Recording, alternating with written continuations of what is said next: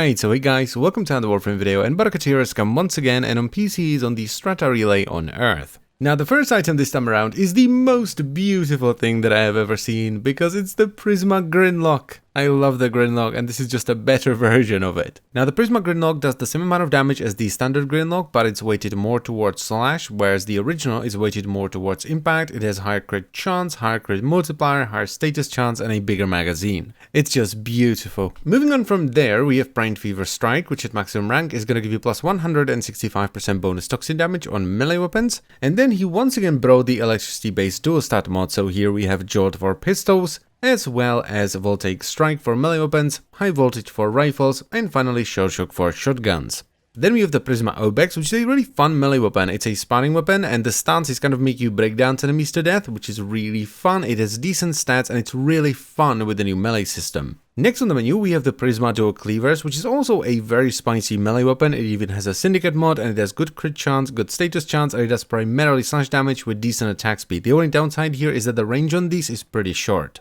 Next up, we have the Prisma Uru Siandana, which is a pretty decent looking Siandana. I especially like the way it displays colors. They're very shiny and vibrant, so that's very nice. And let's not forget that it is a Prisma Siandana, so you have the lovely Prisma energy flowing through it. Moving on to some more cosmetics, we have a full set of the Katare armor, so the chest plate, the shoulder plates, and the leg plates. Now, I personally don't see this set as being particularly versatile. I do use the leg plates every now and then, but I am having a hard time fitting in the shoulder plates and the chest plate, unless you're using them on Vauban Prime, because this set does actually look really nice on Vauban Prime.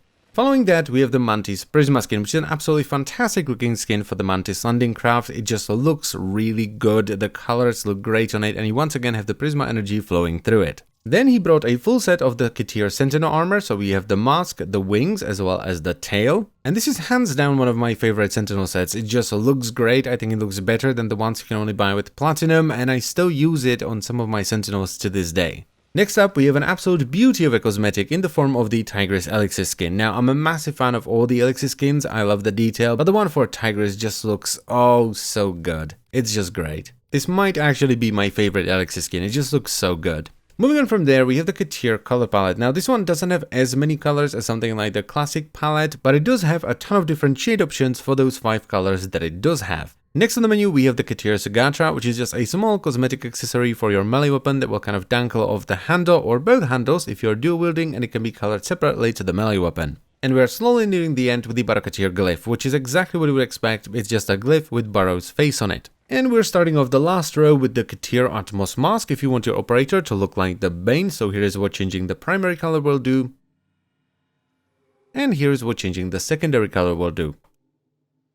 Then he once again brought the Katare arrow skin, which is my favorite arrow skin in the game. I think the arrows look really nice, and they also leave behind a Baro themed effect as they fly through the air. The second to last item this time around is the Nexus fur pattern, which is just a lovely looking fur pattern for your Kubro, and the final item on the menu is as always the Sons of Inaros questline blueprint, which is the item you need if you want to get the Inaros Warframe. Now my recommendation this time around would be to probably pick up Voltaic Strike and Jolt first, because those are unobtainable outside of Baro and they are extremely useful, and you can farm the other two by the way from Hive Sabotage. And then I would probably pick up Primed Fever Strike as well, because it's really strong for crit melee weapons. You can also pick up either of the 2 melee weapons, Prisma Obex if you want more fun but less power, and Dual Cleavers if you want more power but slightly less. And if you like lever action rifles, you might want to pick up the Prisma Grinlok as well. But then again, this is just my personal recommendation, so if you want to go for swag and cosmetics first, go right ahead. And that's pretty much it for Baro this week, so I thank you very much for watching. As always guys, I hope you've enjoyed the video, and I will see you on Monday. Bye bye.